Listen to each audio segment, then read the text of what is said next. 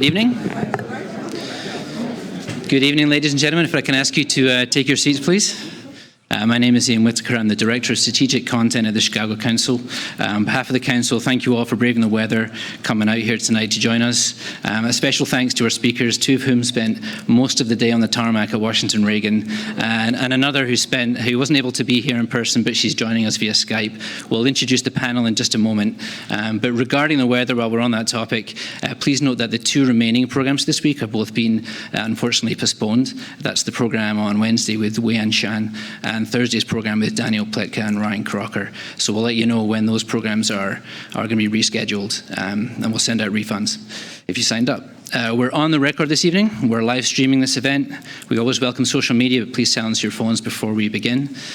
Please note that views of individuals we host are their own and do not represent institutional positions or views of the Council. This program is part of the Lester Crown Center on U.S. Foreign Policy. A generous gift from the Crown family supports all of the Center's efforts and the development of digital resources to make the Council's foreign policy content more accessible. If you really want to dive into this evening's topic, Chicago Council President Ivo Dalder is leading a delegation to Mexico City in April to meet with senior government, business and civic leaders. This is a Council leadership study mission, and it's open to our Director Circle members as well as our larger donors and board directors. We still have a few places left. Please speak to me or another staff member if you're interested. I will return after the panel discussion to moderate the audience questions. But now to introduce this evening's panelists, please join me in welcoming Rodrigo Garcia. He's the Deputy Treasurer and Chief Investment Officer at the Illinois State Treasurer's Office.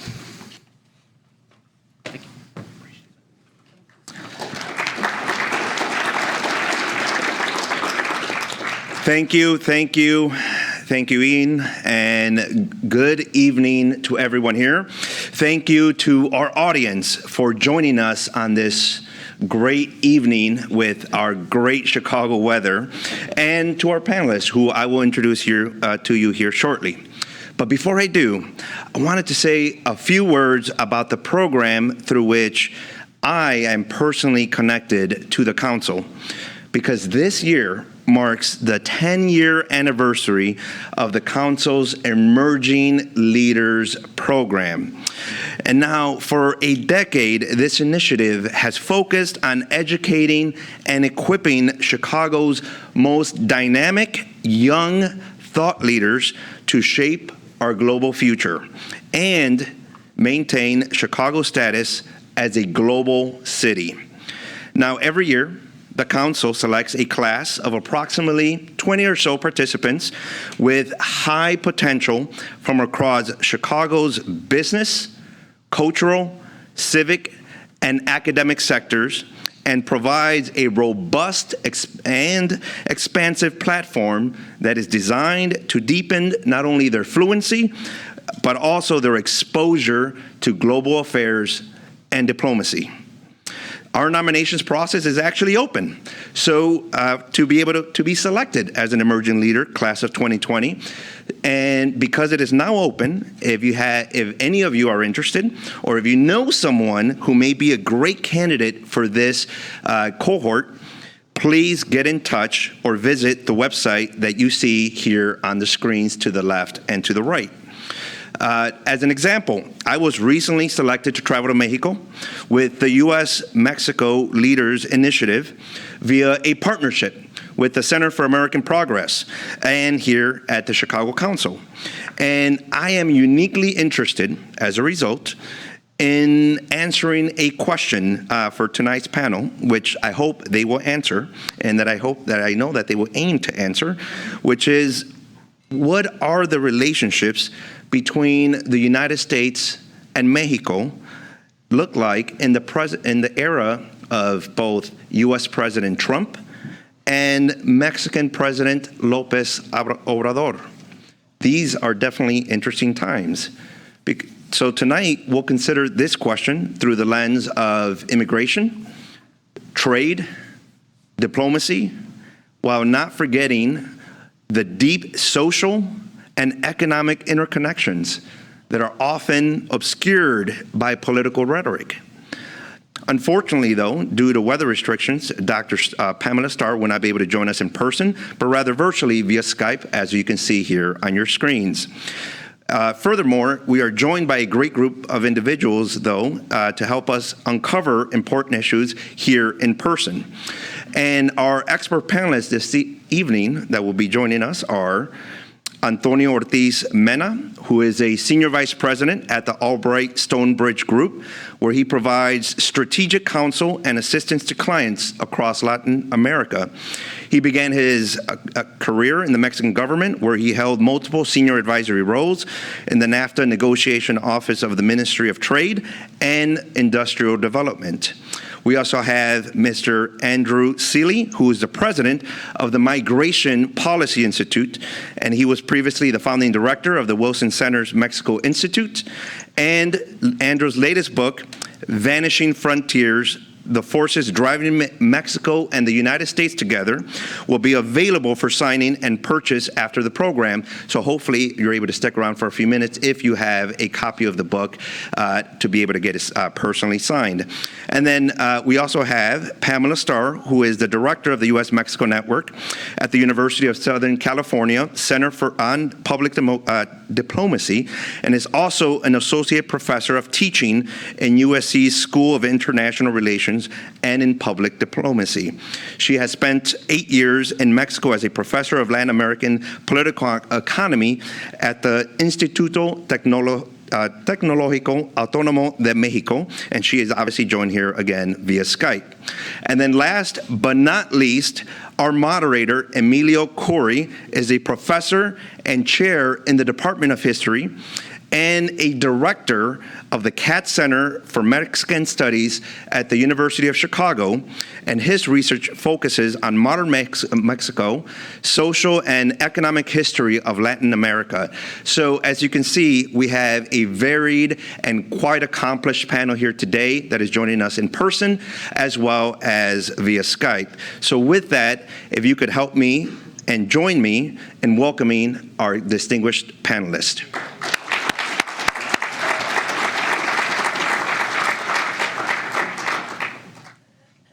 Thank you. We'll jump right in because there's lots to talk about and not a lot of time. As you just heard, we're going to focus on three main topics: immigration, trade, and public diplomacy, which roughly correspond to the specific expertise of our panelists. But before we do that, I thought that we'd start with a short but hopefully interesting round where I'm going to ask our panelists to say something to characterize this moment in Mexico and in its relationship with the United States. I mean, I'm a historian by training, and this is, without question, a historic moment in the United States and in Mexico. You may like it, you may not like it, it doesn't matter. It's historic. The kinds of changes we're looking at here and there are in many ways unprecedented, and they will shape the future of these two countries and of the relationship, I think it's fairly safe to say, for a long time to come. So the question is, or the prompt, I guess, for a comment to start our conversation is, you know, at this early moment in a new, radically different administration in Mexico compared to what came before, how would you characterize Mexico's new government, and if you have time or inclination, its approach to the United States? And maybe, Antonio, we'll start with you, and then we'll go around that way. Okay, thank you, and great to be here. Thanks to the Council for the invitation. How would I characterize Andrés Manuel López Obrador's government? A couple of ideas come to mind. First of all, I don't think that he's a traditional leftist or a traditional populist, as we have seen in Latin America. I would say he's more of a conservative, nationalist, inward-looking politician.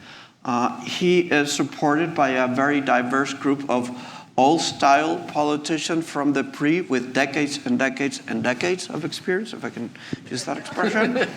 Then he's got some more political activists with him, and he's got some, say, friends of mine, you know, technocrats, whatever you want to call them. So it's a motley crew. Who knows what will happen? In terms of relations with the U.S., I would say that the policies will be likely very pragmatic not ideological. For example, he wants to have the USMCA ratified. He wants to find a pragmatic solution to the immigration debate, and most of his political capital, most of his energy will be focused on Mexico. He doesn't see himself as a Latin American leader or el nuevo Bolívar. You know, it's focusing on Mexico and thinking about history. Lastly, to understand López Obrador, you have to read his books about history. Andrew and I had many hours on the plane to talk about this on our way here. So you have to learn about Mexico's history and López Obrador's use of history and why he uses so many symbols from Mexican heroes when he speaks. Great. Andrew? Yeah, I agree with everything Antonio said, so I think I'll move on. First of all, thanks for the invitation here, Ivo. Great to be here. Jose Luis, the board. Great to be here. I love the Chicago Council and have had a long relationship with the Chicago Council, so great to be back. I agree with everything Antonio said, literally. I mean, I think he is not your traditional, yes, he's a populist in the sense that he communicates directly with people and sort of, you know, the old mediations of political parties and the way things work have broken down. But when we say populist, that's kind of a big category, right? I mean, it's a lot of different things around the world. He's a brilliant politician. Like many brilliant politicians, he has some real blind sides. You know, he is, I mean, he lost twice running for president because of those blind sides in part, because he scared people, and the same thing that scared people the first two times made him win with 53% of the vote this time, which is that people were tired of politics as usual, for better or worse, and decided that he was the kind of person who could change Mexico, maybe for better, maybe for worse. A lot of people voted for him because they think he is the best thing that ever happened, but some people voted for him saying, look, we've tried everything else, let's give him a chance. Maybe I didn't vote for him the last two times, but he really is, you know, he has been persistent, he has some strong ideas, nothing else has worked, and let's see what happens. He has the strange combination of both being incredibly pragmatic. There are some things in which he's a faithful reflection of the system he comes out of. Mexican politics, for those of you that have followed Mexican politics or dealt with it, Jose Luis, is immensely pragmatic. Everything is negotiable and negotiated. But at the same time, he is also someone with some very strong views on certain things. He calls his government the fourth transformation. He sees it as a transformative, a historical moment in time. I mean, he really sees himself as leading a government that is going to change things. And there's certain things on which he's immensely inflexible. I mean, he's come into government to take on corruption. He's right now leading a campaign to get rid of oil theft, which I'm sure will come up later on. But, you know, it's something that sort of popped up when early days, and he said, we got to tackle this. Let's go for it. You know, maybe jumped in without a plan, but, you know, we can't let people steal the oil. This is, you know, strong sort of point of view. This is not negotiable. Other things he will negotiate, right? I mean, there's certain things that he sees as a moral crusade as part of the fourth transformation. And in some things, he's immensely practical and pragmatic, including, I think, his relationship with the U.S., until it isn't. I mean, I think he sees the U.S. as something that he will be immensely practical on because it isn't the center of his attention, unless he gets to a point where he thinks he's being pushed to the wall by President Trump, if that were ever to happen. Right, exactly. Yeah, and I don't think he actually cares about physical walls, but he may care about other kinds of walls, right? And he, you know, if he gets pushed, that's very good. If he gets pushed to the wall, I think there is a point at which he might actually break, and then who knows what will happen. It goes from being a pragmatic deal-making issue to an issue that's a moral crusade. And both of those are part of who López Obrador is. Thank you. Pamela? So I'm hoping you can hear me because the connection keeps popping in and out. Yes. And I'm also hoping that I'm not repeating too much of what Andrew said because it was popping out and out during he was talking. But I think I want 3 points about López Obrador. One is that there are questions about whether or not he's a pragmatist or a populist or a radical or what he is. And we have to keep in mind that he's a mixture of things. He's not one thing or another. He's all of these things together. When you hear him in his press conferences, he sounds like he's very Mr. Pragmatic. But when he goes out into the countryside in the weekends, he sounds more like the populist. He is both of these things, and he uses both of these tools when he governs Mexico. And we just have to keep that in mind and understand that he's a complicated personality. The second thing is that his economic policy is not a traditional leftist economic policy. We think about it in Latin America. It's not socialist. His economic policy, I think of it as more like Franklin Roosevelt's economic policy, in the sense that what he wants to do is make capitalism deliver for more of the population. So he wants to use the state much more aggressively to assure outcomes as opposed to in addition to equaling opportunities. So he is a capitalist, but he wants to modify the capitalist system so that it works better for the majority of Mexicans. And the third thing is, and Andrew, I believe, hinted at this, he's not really a Democrat. He believes in elections and having that electoral connection with the people, but he doesn't believe in institutions. He finds institutions a problem, and when they get in his way, he tends to rail against them.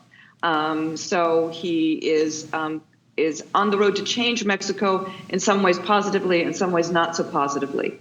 And in terms of U.S.-Mexico relations, I'll just echo what Andrew and Antonio said, is that he's very pragmatic. What he wants is to focus on Mexico domestic affairs. He wants to keep the United States at arm's length. And he will do whatever he can, I think, to avoid confrontation with the United States. And the fact that he's got a 76% approval rating, according to one poll, but all polls have him in the 70s, he's got a lot of flexibility with public opinion to be able to pursue things that are unpopular. So I suspect he will try to continue ignoring and not commenting on U.S. behavior as much as he possibly can. Thank you. Thank you. So as you can see, it's a rather complex set of factors that are playing themselves out as we speak. I mean, one question, maybe if we have time, we can return to it later, I mean, that is relevant to us here is, given the complexity of the character and the uncertainty, should Americans want López Obrador and his policies to succeed? That is to say, do we see this with good eyes, or where are we wary of some aspects of his politics? I mean, so far his relationship with the Trump administration has been remarkably friendly. We'll see for how long, but that's quite significant. But let's jump into the hot issues, the complicated ones that we want to focus on a little more. And the first one, because it's on the news every day now, it's immigration, right? The wall, the Central American refugees who are, as we speak, many thousands of them, new ones making their way, a lot of them already across Mexico to the northern border between Mexico and the US. And so the issue in a very different way dominates Mexican politics like it does here. What do we think about that aspect of the relationship? Where is it going to go? How is Mexico going to handle Trump's very particular approach to this and the centrality that is given to it in US policy towards Mexico and domestic policy as well? So we'll start with Andrew, who is the specialist on this, and then we'll go from there. You know, this is the issue that could potentially blow up the relationship, but it doesn't have to necessarily, right? I mean, there's a lot of things that could come out positive on this as well. We just came through a government shutdown that was ostensibly about migration at the US-Mexico border. Of course, it's not really about Mexican migration anymore, and that's part of why this is such an unusual discussion, right? It's really about Central American migration. In December, there were actually more Hondurans and Guatemalans, actually Guatemalans first, Hondurans second, than Mexicans apprehended at the US-Mexico border. I'll say that again. More Guatemalans and Hondurans were apprehended at the border than Mexicans. That's really hard to believe. Mexico is just a much bigger country. It's next door. What's happened is that very few Mexicans are crossing illegally anymore. Right? I mean, the numbers have just gone down. There was a time when you know, in 1 year you'd have 1.6 million Mexicans apprehended at the border in the year 2000, or 1 million for a number of years, early 2000s apprehended. Some of these were the same people coming through again and again, not necessarily individual people, but apprehensions. There are very few Mexicans crossing anymore. The numbers go down year by year. The number of Central Americans, particularly Guatemalans and Hondurans, not Salvadorans, keep going up. Okay, and so there's a debate going on now about how to manage these Central American flows, right? So ostensibly it's a debate with Mexico, but you saw Mexico be very quiet because it's ultimately not about Mexicans. It's about the border, but it's no longer that much about their citizens, right? But the question becomes how to manage this. And so two things have happened, and these go in opposite directions. On one hand, on the southern border, Mexico's been letting in almost anyone who wants to into Mexico, with a sense that they don't have the means to really control who comes in. They have ended up violating people's rights extensively, detaining people in very bad conditions. They said, look, if you show up at the border, we're going to actually give you a legal permit to stay for humanitarian reasons, to stay in the country, or allow you to apply for asylum. So since mid-December, more or less, they've been allowing most people actually to come across, if not all, and apply for visas. We don't know if that's going to continue. This could obviously create a gigantic crisis with the U.S. because most of these people are not interested in staying in Mexico. They're interested in getting to the U.S. border, right? And so it becomes easier for them to cross Mexico since they have a legal permit to do this.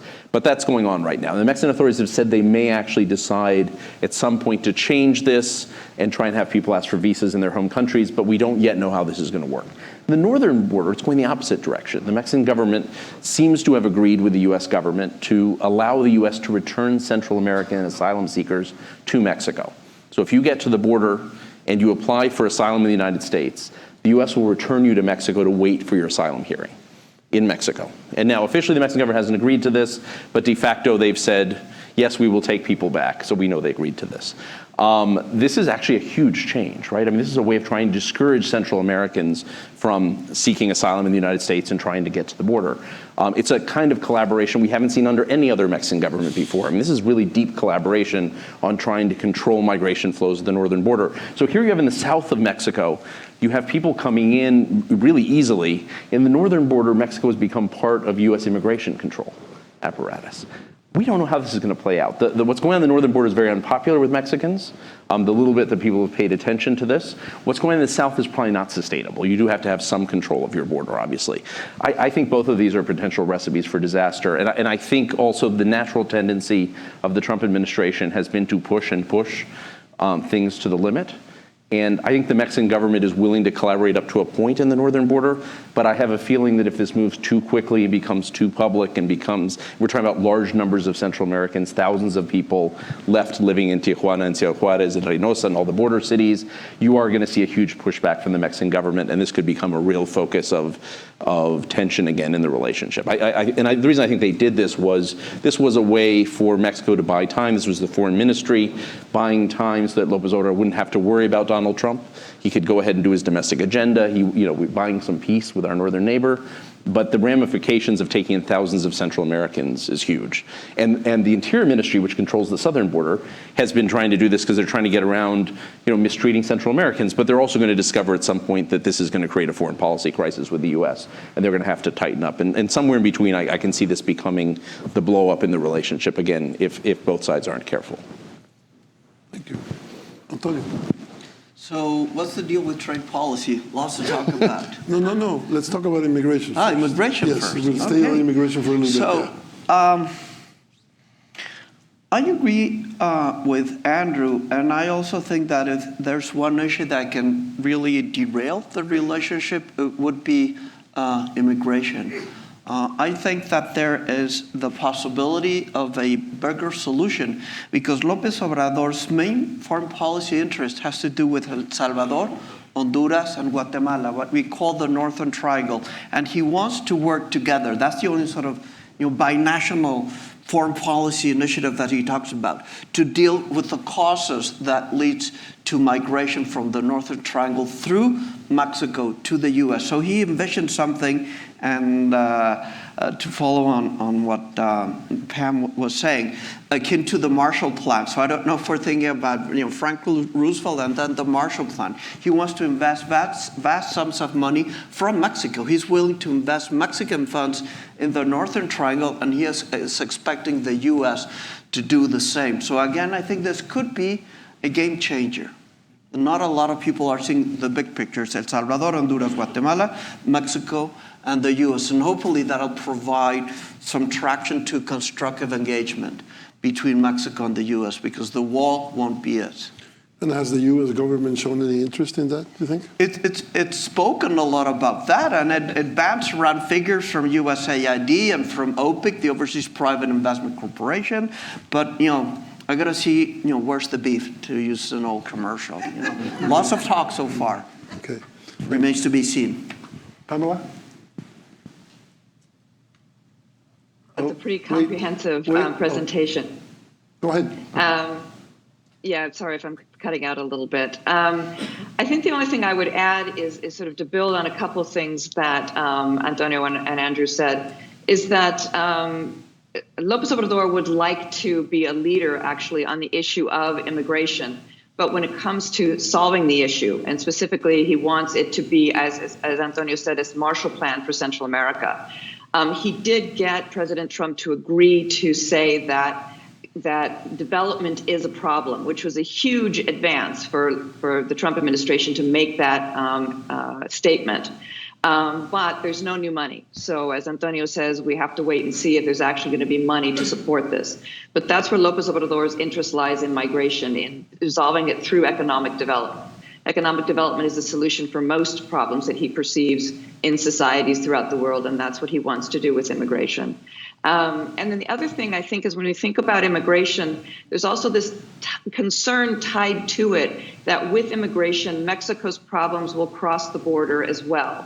And I just want to emphasize, as Andrew was emphasizing, how much things have changed in the area of migration. I just want to emphasize when we talk about other things that come across the border, specifically drugs, that those things come across the border at, just as most migrants seem to these days, at the official border crossings. So the areas in between the border crossings aren't as active as they used to be. So it's just another argument against the idea of a wall being an effective solution to any of these problems.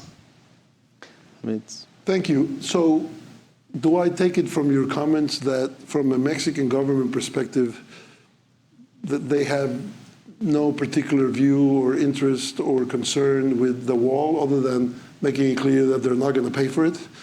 I think that's fairly accurate. I mean, it's not that Mexicans aren't somewhat offended by this, but it's kind of, they've assimilated the fact there's already a wall on a third of the border. There'll probably be a little more wall by the time Donald Trump is done. You know, it's stopped being the emotional issue that it once was. Probably if Trump wanted to build a wall all the way across, as he does, right? I mean, if that were to be appropriated, that could become more of an issue, but it's become much less of an issue. And as Pam says, I mean, a lot of the real issues are at ports of entry these days. I mean, almost all the hard drugs goes through ports of entry. So, I mean, there's very little that actually happens, you know, what migrants cross between, and some marijuana, but marijuana, we produce a lot of our own these days. So there's less and less marijuana coming from Mexico, dropped by about a third last year. So, I mean, the reality is, you know, I think there's a collective yawn in Mexico every time Trump rattles about the wall these days because it's not as effective. And one of the things, Susan and I are part of a working group on U.S.-Mexico migration, where I think one of the takeaways that I found so surprising talking with Mexican and American colleagues about migration is how similar, in fact, the issues that we're dealing with on both sides of the border are. When we had these conversations 5 or 10 years ago, it was all about Mexicans coming to the United States and treatment of Mexicans in the U.S. and why couldn't Mexico control people leaving. And today, actually, both Mexicans and Americans are trying to figure out how to do immigration policy. You know, Mexico has the added thing that there's 11 million Mexicans living in the U.S. and keeping that relationship. But so much of it is they're dealing with the same set of issues that we are. And we can't see that because Trump and López Obrador are kind of outlier personalities, and particularly Trump on this issue is an outlier. You know, this is an outlier in terms of how the U.S. has dealt with immigration historically. But oddly enough, we've probably never been more similar in terms of both being countries that are primarily about people coming in rather than people trying to leave our country. You want to add something to that, or? Yes, and I think it provides an opportunity for both countries to engage. I mean, moving this a little bit to the trade policy part. There are a lot of similarities between Mexico and the U.S. in that sense that, you know, Mexico's concerned about skewed income distribution. That in part explains why Trump won and why there are a lot of movements in Europe and other countries. Mexico's trying to come to grips with China. Mexico is very different from other Latin American countries in that it's not mainly a commodity exporter. It exports manufacturers and competes with China. So like the US, is Mexico trying to come to terms with China? So those are some other parallels between what we're going to try to get to grips with. And I think it behooves both countries to work together as opposed to, you know, at odds with each other. I hadn't thought about these parallels. Yeah. Mm-hmm. Yeah. Pamela, do you want to add something to this? Just briefly, and it's the same thing with Antonio. I'm going to jump ahead a little bit to the diplomacy issues, but you have to think about how López Obrador thinks about foreign policy. And for him, his main concern, or the main tenet of foreign policy, is non-intervention, that no country has the right to intervene in the internal affairs of another country. And that's the lens through which he sees the wall and a lot of other things in U.S.-Mexico relations and more globally. So the wall simply isn't, it's a U.S. matter, and it's not something that Mexico has the right nor the interest to opine about. Can I jump in one more thing? Yeah, I mean, no, we need to move on. By the way, the largest immigrant group in Mexico. Mexico's getting a lot of immigration from Central America right now, particularly Guatemala and Honduras. People are staying in Mexico from those countries. But by far and away, the largest immigrant group in Mexico is us, right? Is the United States. So, Pamela was one of those immigrants. I was one of those immigrants, right? I mean, but there is somewhere between, if you follow the official statistics in Mexico, and this is actually a subject of a chapter in Vanishing Frontiers. I mean, there's about 730,000 American citizens living in Mexico. If you follow the U.S. Embassy, there's somewhere between 1.5 to 1.8 million Americans living in Mexico, full or part-time. That is a lot of people. The number of Mexicans living in the United States keeps dropping. Okay, we just dropped from 11.7 to 11.3 million Mexican-born people living in the U.S. between 2010 and 2017. The number of Mexicans is dropping. A lot of Mexicans come to the States, but a lot of Mexicans are leaving. The number of Americans living in Mexico keeps going up, which is really fascinating. And a lot of them are kids, and a lot of them are children of Mexicans who came to the U.S., had children, and returned. And so somewhere around 2% of Mexico's elementary and middle school school system are U.S.-born kids right now. And they have a lot of the same integration issues, a lot of the same language issues that Mexican kids have in the United States. So as we talk about sort of the parallels, there are lots of parallels. Even in that, it turns out we're both dealing with immigration and we're both dealing with integration issues in our schools, except that we're exact mirror images. I mean, it's Mexicans still the biggest group in the United States, although diminishing, and it's Americans in Mexico. Great. So maybe that helps us to move right along to the question of trade. Nearly 30 years ago, with the passage of the North American Free Trade Agreement, the dream, or depending on your point of view, the nightmare of North American integration got, a legal structure to build itself around. And recently, at the behest of President Trump, that treaty was modified. How significantly is a question, into the USMCA, or it's a completely different name in Spanish if you want to do it that way. Where are we on this question of North American integration, the pluses, the minuses, and is the USMCA a significant transformation of this trajectory or not? Antonio, we'll start with you. Thank you. I'll stick to the trade and USMCA part. I'll do a plug for the book. It's a great read. And it talks a lot about the silent integration, now beyond the formal trade agreement. So I'll stick to that.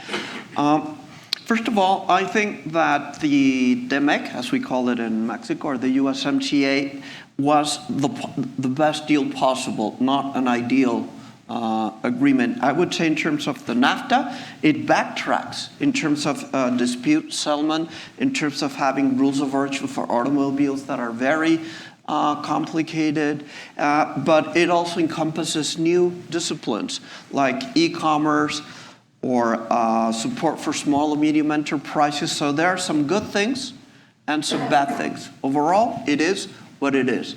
My sense is that the biggest challenge for ratification is in the US. Some Democrats don't think that the environmental or labor provisions are strong enough, and they want to reopen the agreement. On the other hand, some Republicans think that the protections for investment were watered down too much, and that the agreement needs to be reopened. And interestingly, in the original agreement, the U.S. insisted on having Mexico agree to protection for U.S. investment in Mexico. And it's the U.S. government saying don't protect investment as much, because the USTR believes it's an incentive to outsource. Say, if U.S. auto companies didn't have so many protections, maybe they wouldn't invest more. I mean, that's the thinking. I think that's wrong. And then interestingly, there's a growing debate about LGBT commitments under the trade agreement. It's a pretty forward-looking agreement. Canada has a lot to do with those provisions. And now some conservative Republicans in the U.S. want to water down those provisions. So it's a bit complicated in the U.S. I think that the U.S. president will formally submit the text for ratification, and there is a good chance that he'll also start proceedings to withdraw from the agreement. This would make sense from a tactical perspective, because members of Congress would have the option of ratifying the new agreement and then no NAFTA. They wouldn't be able to say, I'll stick with NAFTA. But there's a danger.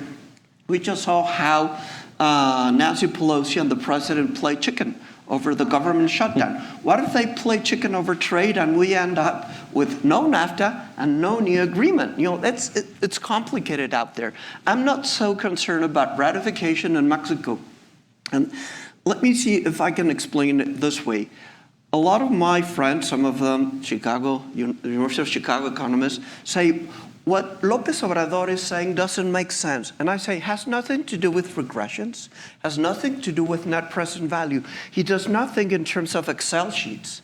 I would say he doesn't even think in terms of, say, Word, long qualitative arguments. He thinks in terms of images, PowerPoint, pictures. Does NAFTA make sense? It makes sense for him because it creates stability, and he wants economic stability. He doesn't care about the nitty-gritty of the rules of origin. And the one chapter he insisted on amending is the energy chapter. And those of you who can't sleep, you can go there and open the energy chapter or read the NAFTA, okay? And the energy chapter is about 2 or 3 pages long. And it says, Mexico's a sovereign nation, and it can do with its energy whatever its constitution allows it to do. And that way he can politically sell the agreement.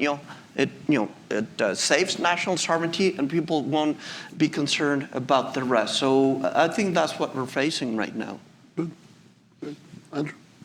We now know what Antonio has by his bedside at night for nighttime reading. It is the trade agreements. It is, the great thing about NAFTA is it actually is not really a trade agreement, right? We talk about it as a trade agreement, but it really is more than a trade. I mean, we trade with China, we trade with the European Union, we trade with Brazil, we trade with lots of places in the world.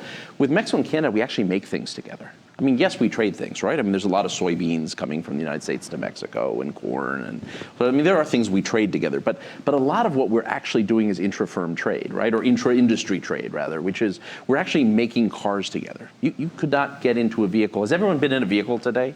By the way, despite the snow, I mean, a plane, a car, a truck, something today, a motorcycle, whoever got here on a motorcycle in the snow. You're right, it'd be impossible to get into a vehicle, almost impossible, in a day in the United States that was not made at least partially in Mexico and Canada, as well as in the United States, right? Almost every vehicle that you get into the United States was made in a trilateral process, right? I mean, all the auto industry is completely integrated across the 3 countries. It has parts coming from all 3 countries, and it's still dominated by US companies and Asian companies, European companies, but there are lots of Mexican supplier companies that are pretty big that make large parts of vehicles. And it turns out, for those of us that are old enough to remember when we thought the US auto industry was going to go down the drain back in the 1980s, early 1990s, and it turns out not only did the US auto industry not go down the drain and we're not all driving imported cars, it's actually very hard to find an imported car in the United States. Because most cars actually are made, even Asian and European cars are actually made in North America these days. I mean, the reality is you really have an integrated market. Yes, we import a few cars from Mexico, but overwhelmingly the vehicles we use in this country are made in tri-national processes across North America. And this is true of a lot of appliances, this is true of a lot of other goods. And so what NAFTA did more than anything else was really create that kind of production platform where we make things together to compete in the global economy. And that no one's going to take apart. López Obrador is skeptical of it, but he knows he can't take it apart. Trump is really skeptical of it, but he knows he can't take it apart. And Trudeau loves it. So, yeah. Pamela. Well, I have to say I agree with everything that Antonio and Andrew has just said. And it points to, I think, a couple of things. One is the real importance of NAFTA and the bilateral relationship. As Andrew said, it's more than just a trade treaty. It's not only a trade treaty, it's not only a production treaty, but it's the foundation for the more cooperative relationship the United States and Mexico have had over the last couple of decades. And one of the reasons for that cooperation is it's made us more dependent upon one another. And I use the word dependent quite intentionally here. When Trump rails about potentially closing the border to get something that he wants from Mexico, Mexicans just shrug their shoulders because they know he can't possibly do it because the damage he would do to the United States would be significant, even if the damage is greater to Mexico. It's just not possible to close the border. It's something the United States had done historically, close the border to get its way with Mexico, and it just can't do it anymore. And the other thing is that it's a very the new treaty is the best we could get, and it has its issues, but at the end of the day, it's really more of a NAFTA 2.0 than it is something different, a different kind of animal. It's still the NAFTA agreement, and for all its warts, it still is going to be something that's going to sustain what is a very fruitful and deep economic relationship between the two countries. Okay, we want to make sure we leave time for questions. Let's do a last round, a quick one, so that we at least touch on the question of public diplomacy, which is also very important. And there I'll just put two quick issues on the table. The first is anything you want to say about Mexico's new foreign policy, if we can call it that, or how different it is. And the second one really has to do with the interesting fact that Donald Trump has been on his best behavior when it comes to Mexico since López Obrador came to power. That is, the kinds of, aggressive comments and offensive ones in some cases that were typical of the prior year have largely disappeared. Why? How long is this going to last for? And what do we make of it? Pamela, why don't you start? Well, let me start by saying something that I say a lot, which is Mexico and the United States have a peculiar relationship because no countries matter more to one another while understanding one another so weakly and, frankly, mistrusting one another so much.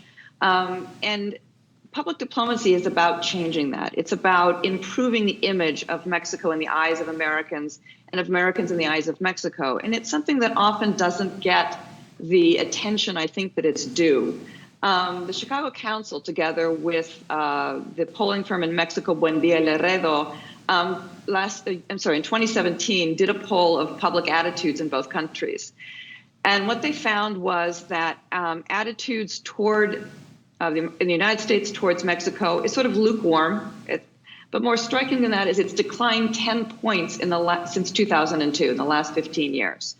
And in the case of Mexico, attitudes toward the United States fell off a cliff when Trump got elected. So there's this real image problem historically, but a more immediate image problem that we have on both sides. And neither government is spending a lot of time focusing on public diplomacy. López Obrador has basically canceled it on the Mexican side. He's cut the budgets for the consular affairs. He's told consulate they need to be the prosecutors to protect the interests of legal interests of the immigrant community in the United States. And he's canceled ProMéxico, which was the institution that promoted the image of Mexico as an emerging market economy and therefore a valuable place for trade and investment, and the Tourism Board, whose job was to promote tourism, but in the process to promote a positive image of Mexico. So I'm very concerned that both sides are sort of dropping the ball on this issue. It's very hard to cooperate when you don't like and trust the person you're cooperating with. And part of this is a reflection of the broader foreign policy that López Obrador has brought to the table. As I mentioned before, his focus really is on staying out of the internal affairs of other countries. That's one of the reasons that he's on the fence with Maduro in Venezuela. It's not that he's a big fan of Maduro. Yeah, he doesn't want to upset some of the more radical elements in his coalition that really do love Maduro.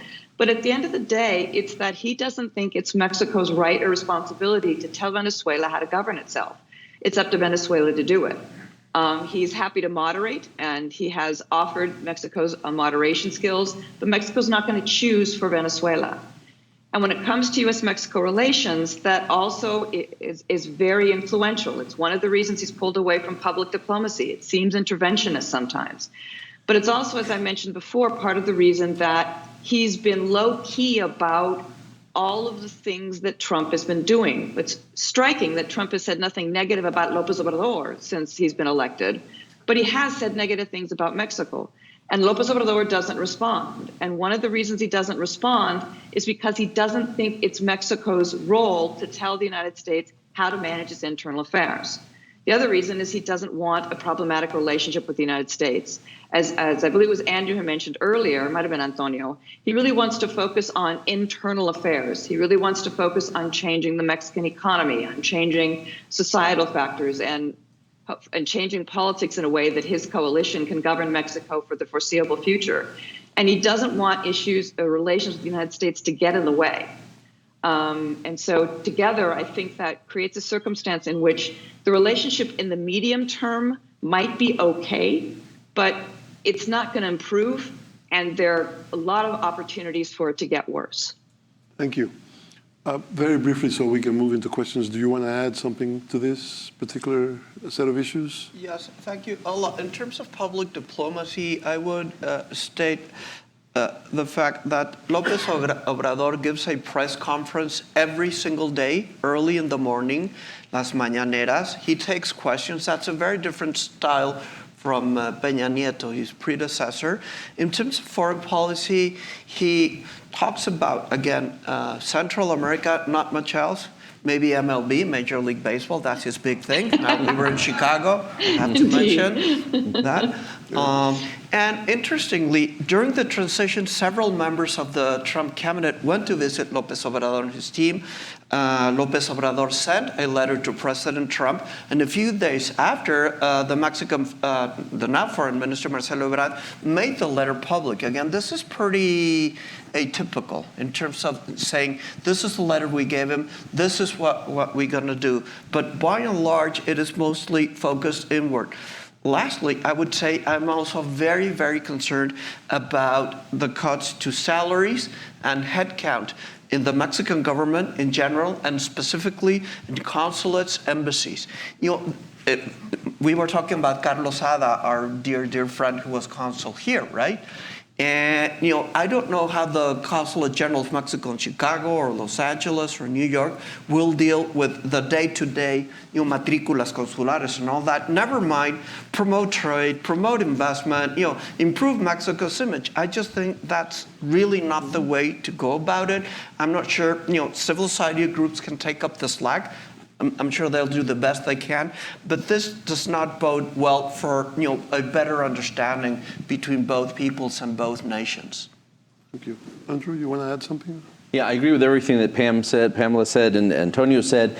I'll just add that I think I wrote a book that came out shortly after Trump was elected, or about a year after Trump was elected. The subtitle is "The Forces Driving Mexico and the United States Together," and people kept saying to me, "That's meant to be ironic, right?"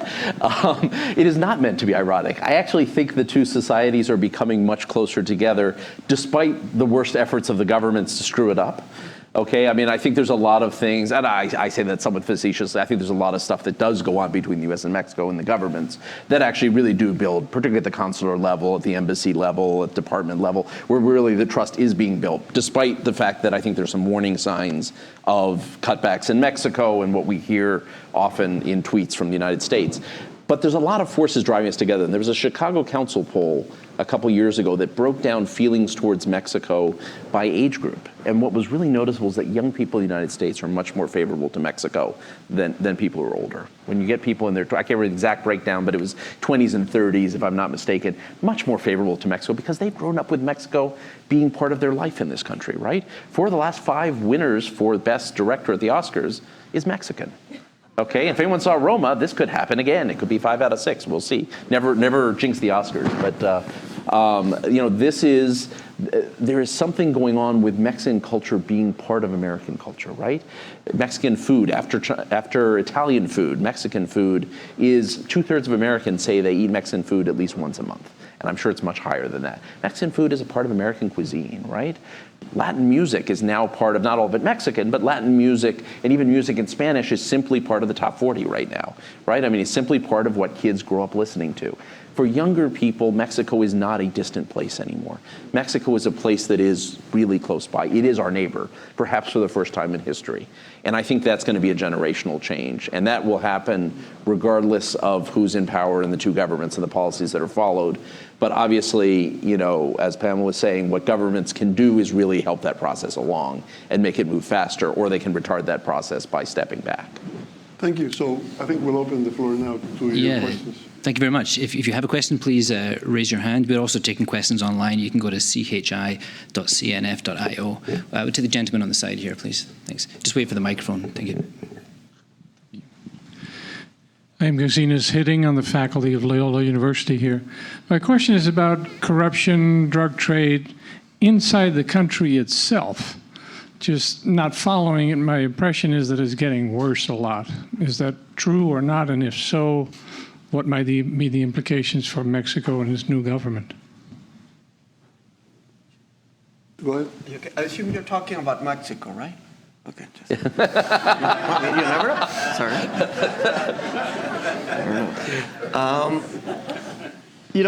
I think López Obrador is a true believer. I think he is personally honest, and a number of his associates are really above board. Not so others. He basically accepted everyone that said, I'm with you, their sins were forgiven, and they're free, right? So in terms of his interest group, it's complicated. Secondly, in terms of policy, there's no there yet.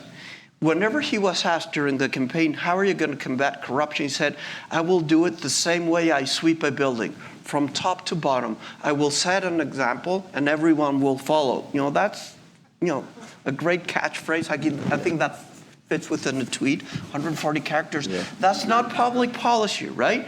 And I haven't seen that public policy. I'm concerned that decision-making in Mexico is highly centralized, at the same time a bit disorganized, precisely because it's centralized, and a number of institutions, regulatory institutions, are being weakened. So I think that the intention is there, but I don't think that the policies are there. I'm not very confident right now about the effectiveness of combating corruption in Mexico. And lastly, again, we were speaking about this before we came on the stage. I think there's a sense that the policy is forgive and forget. What's past is past. We'll look towards the future. I don't think that everything can be black or white. He can't go after every bad person or corrupt person. It would be endless. But I think that doing just forgive and forget will not do the trick. And I think that the government will have to find a middle ground. I think what's happened in Mexico has been a patchwork, right? In the past few years, there have been some places that have gotten better and some places that have gotten worse. The good thing, the large drug trafficking organizations, like the Zetas that were once out there, for the most part have fragmented. There are a couple that are still out there. The Sinaloa cartel, Chapo Guzman's group, being the biggest. There's another one in Jalisco right now, which is relatively new. It's a few groups that came together. But overall, there's a much more fragmented landscape of organized crime in Mexico. That's good and bad. It's good in places that got serious and cleaned up their police and did judicial reforms. There are some places where life is better today in Mexico than it was in terms of public security. And it is really bad in places that did not do that or don't have the capacity to, where life is much worse. My wife is from the state of Guerrero, which is one of those places that is much worse, right, that didn't have the capacity. But there are other places in Mexico where, frankly, it is a better place to live. I mean, Tijuana, Ciudad Juarez, you see homicide rates going up, but the actual kind of violence that affects people's daily life, extortion and kidnapping and street crime, has actually gone down, right? I mean, which is a tribute to the fact that there were some reforms on the ground there. And I think in that you also see, if you want a positive sign, López Obrador going after oil theft, which was actually kind of a smart tactic. I don't think it was planned, however. I think it was actually a reaction to something he was told early on in his administration, so it came without a plan to go with it. But going after oil theft, about $3 billion, according to government figures, are being stolen a year in oil, right? Just out of the ducts, out of the refineries, and then sold back to the official gas stations, right? This is or directly to people who supply airplanes or any number of other people. It is a huge business, and he realized he had to take this on. This was actually. It may also be his political genius here, even though it wasn't planned, which is it's just small enough. It's not drug trafficking, which is so giant people have trouble fathoming it, right? It's sort of, this is concrete, right? Going after this is something you can actually manage in some ways. What we've seen is people have been standing in line at gas stations for hours to get their gasoline, and most people approve of him doing this. And they approve of it because Mexicans are increasingly intolerant of corruption. Now, public officials still partake, but average Mexicans are increasingly intolerant of corruption. And that's actually a good thing. Just 1 second. Yeah. To my point, I agree with you. He's going after oil theft, but not after oil thieves.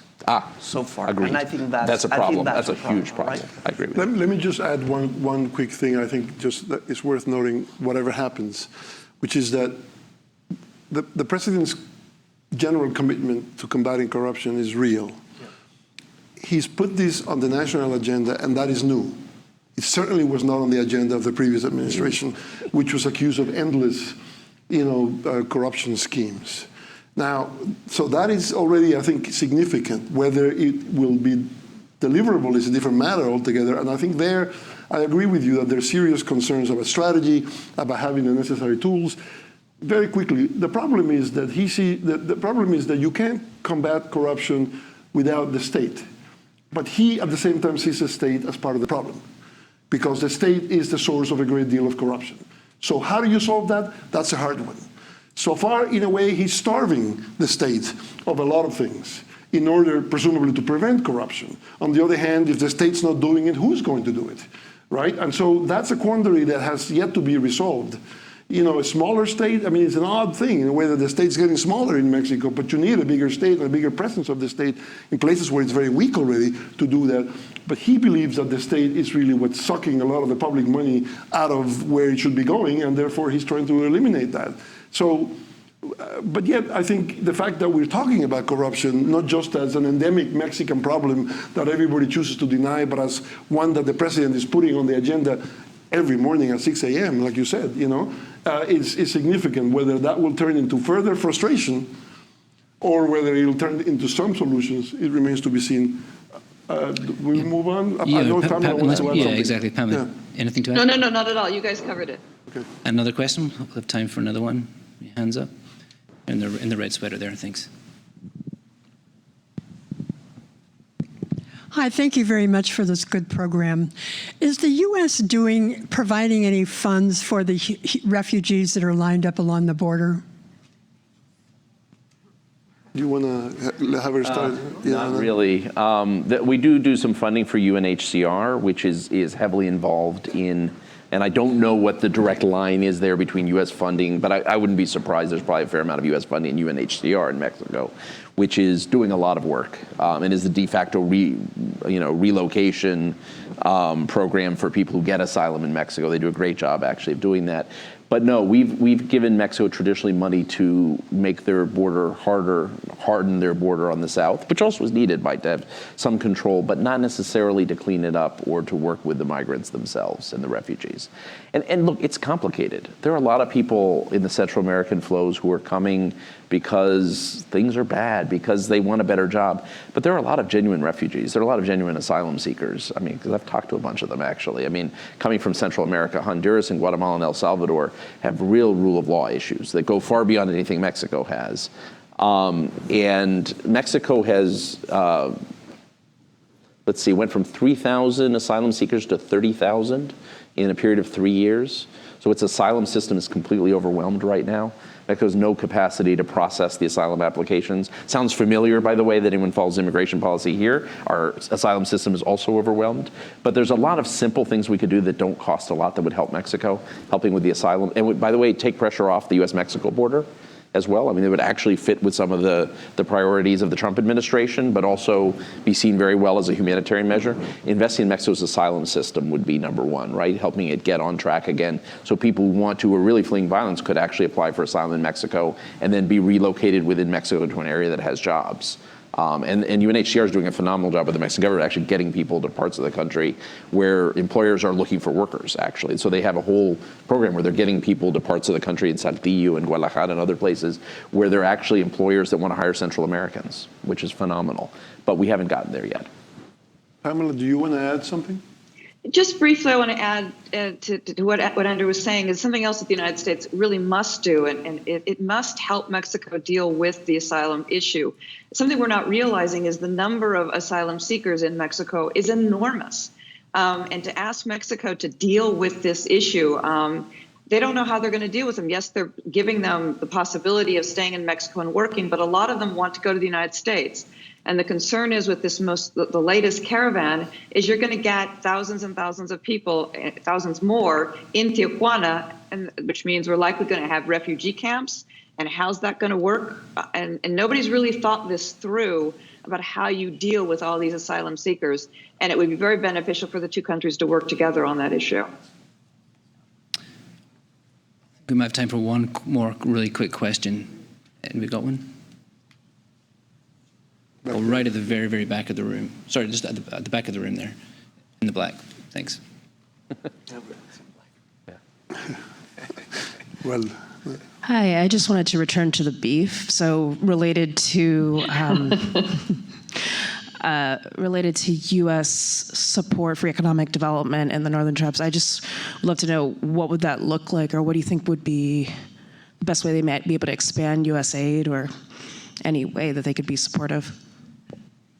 Regional, so one, López Obrador has several pet projects.